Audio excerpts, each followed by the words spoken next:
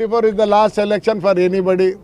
అడక తినేదో అలిగేదో డబ్బులతోనో 2029 అలా ఉండదు. That is my message.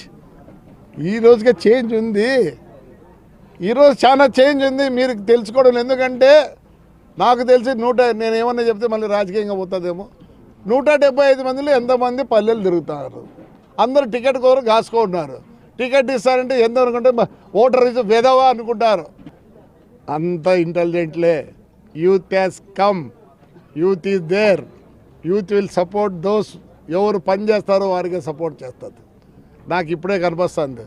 ఒకటే ఎగ్జాంపుల్, 75 మున్సిపాలిటీలో ఎవర్రా గెలిపించినది? జేసీ కాదు, జేసీని గెలిపించింది తాడిపత్రి ప్రజలు. తాడిపత్రి ప్రజలు. నా ఎక్స్పీరియన్స్లో ఎవరు ప్రజల దగ్గర ఉంటారో 2029కి నీకు అందలం ఎక్కిస్తారు. బొట్టు పెట్టి పూలమాలేసి నిన్ను ఊరేగిస్తారు. ప్రజలారా మారండి. ప్రజలు ఎవరు అనుకుంటాను, రాజకీయ నాయకులు మారండి.